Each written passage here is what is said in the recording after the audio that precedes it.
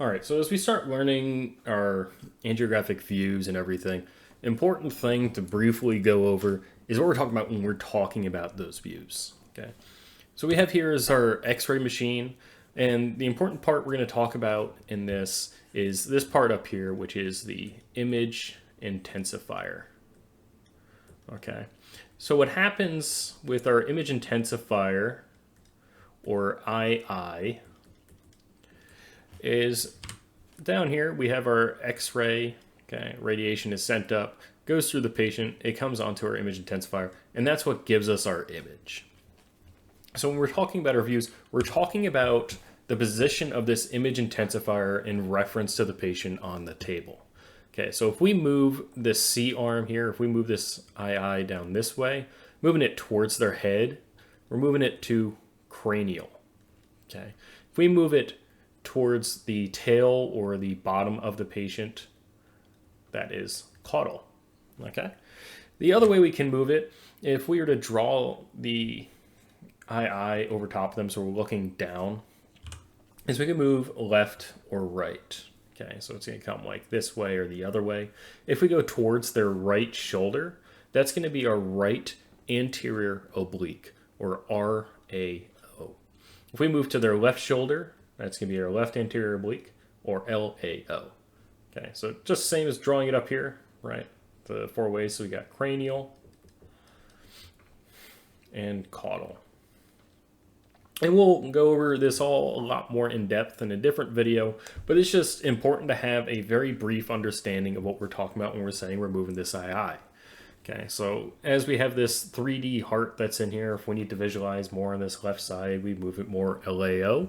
If we need to see more of the top, okay, of this side, then we can move more cranial, versus we need to see more down here, we move more caudal.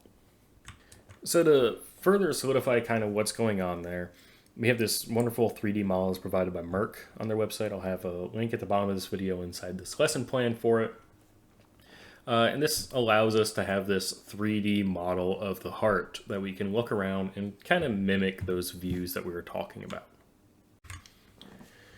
So I think this website is fantastic, and this model is fantastic because if we take away all that muscle, as I just went through and deleted everything, so we're just left with the arteries, we're able to more easily see what in essence would be a 2D image, even though it's a 3D thing that we're looking at.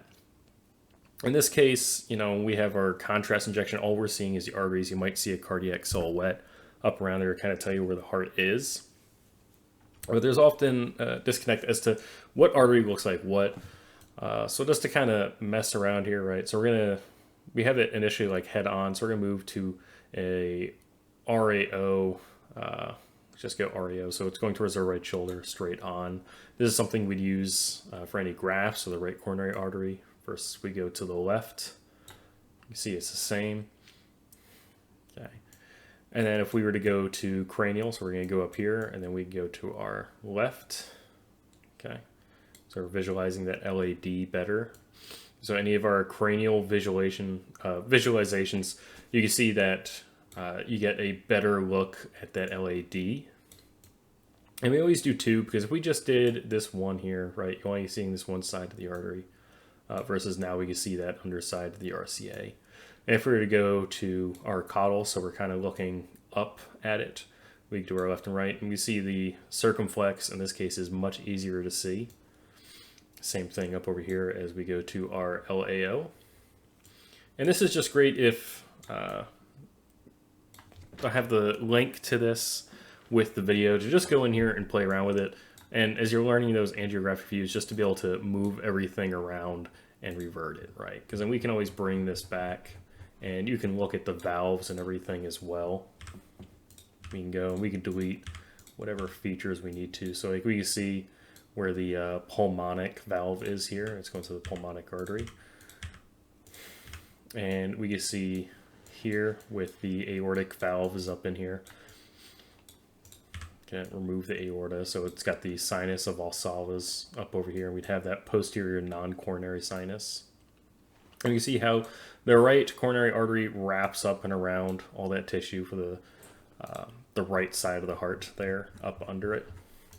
So that's what's giving that kind of shape, that C shape, right? As it goes up and around the right side and then comes to the back where we'd see our posterior descending artery, this artery right there, versus the one that's up in front, which would be the LAD coming up around the front in between the left and right.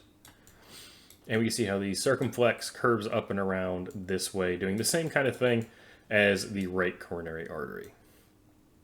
Right, and if we remember, the left sometimes can give rise, so the left might come up over here and connect to the PDA here, and the right might stop over here. So hopefully that makes that make a bit more sense.